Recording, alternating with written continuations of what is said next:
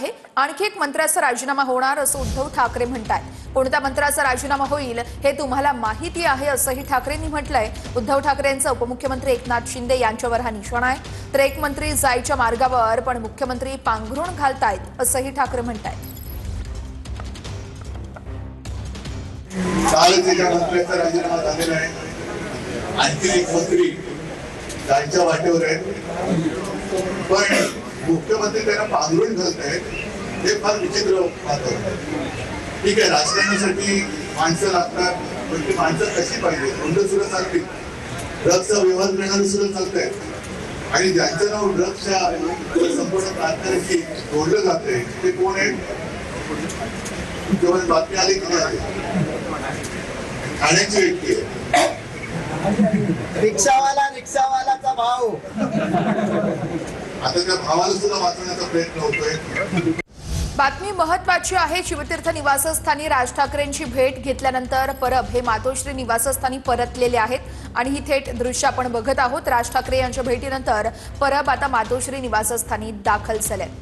राज ठाकरे यांच्यासोबत शिवतीर्थावरती खरतर बैठक झाली आणि त्याच नंतर आता अनिल परब हे मातोश्री निवासस्थानी परतल्याचं आपण बघतोय। राज ठाकरे यांच्यासोबत तब्बल अर्धा तास चर्चा झालेली आहे आणि नेमकी काय चर्चा घडली हे बघणं अतिशय महत्त्वाचं आहे। चर्चा अंतिम टप्प्यात आलेली आहे म्हणतायत, परंतु कधीपर्यंत जागावाटप शक्य आहे? असं आहे की अंतिम टप्प्यामध्ये आली आहे हे तुमचं जे म्हणणं आहे ते योग्य जरी असलं तरी सुद्धा तो अंतिम टप्पा आणि त्याचं जाहीर व्हायला किती वेळ लागेल हे आत्ता सांगणं थोडंसं कठीण आहे। एवढंच सांगू शकतो की लवकरात लवकर करण्याचा सगळ्याच बाजूंनी प्रयत्न आहे आणि त्या पद्धतीने सगळ्यांचं काम सुरू आहे। राष्ट्रवादी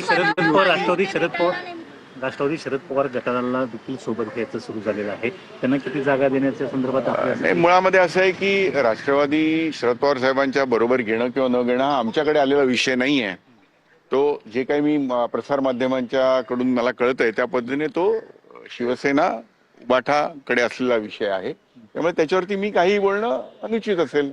आज पुन्हा अनिल परब आले होते भेटायला। काल देखील तुमच्या सर्व नेत्यांची जे संयुक्त नेते आहेत त्यांची देखील बैठक पार पडलेली आहे। काय आज चर्चा झाली? नाही, स्वाभाविक आहे की युती संदर्भामध्ये ज्या चर्चा आहेत त्याच्यामध्ये त्यांचाही सहभाग आहे, आमचाही सहभाग आहे आणि त्या चर्चा मी तुम्हाला म्हटलं त्याप्रमाणे अंतिम टप्प्यात आहे, त्यामुळे त्या भेटीगाठी होत राहणं हे स्वाभाविक आहे।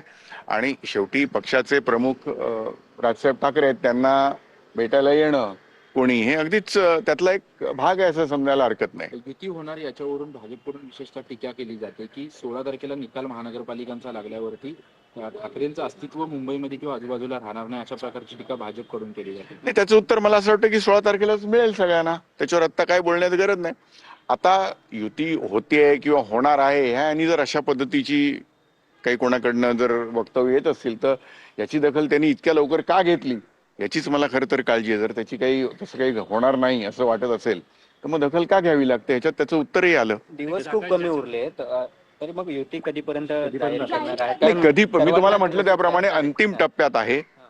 कधी जाहीर होईल हे आत्ता ह्या क्षणाला सांगणं लवकरात लवकर एवढंच मी बोलू शकतो। काही जागांवर पेच निर्माण कुठेतरी ठरवून पावलं टाकली जात आहेत का? एकूणच त्या संदर्भात युतीची सगळी जी चर्चा आहे ती अंतिम टप्प्यात आहे आणि लवकरात लवकर तुम्हाला कळवण्यात येईल आणि ते कळवतील सन्माननीय पक्षाचे आमचे अध्यक्ष सन्माननीय राजसाहेब ठाकरे हेच तुम्हाला त्याची बातमी देतील। काही जागांवर पेच आहे का? काही मराठी भागामध्ये जास्त करून नाही, चांगल्या पद्धतीने चर्चा चाललेली आहे, चांगल्या वातावरणामध्ये आहे, एवढं मी आता तुम्हाला सांगू शकतो।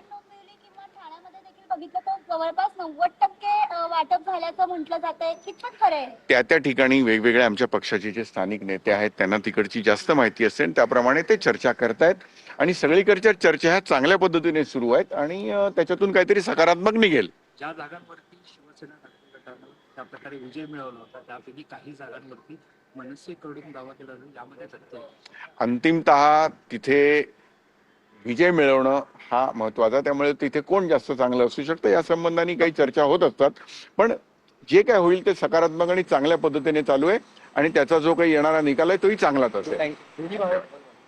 खेळीमेळीचे वातावरण चालू आहे। तर युती संदर्भात लवकरच राज ठाकरेच वृत्त देतील असं नितीन सरदेसाईंनी म्हटलं। युती लवकरात लवकर जाहीर करू असंही सरदेसाईंनी म्हटलंय।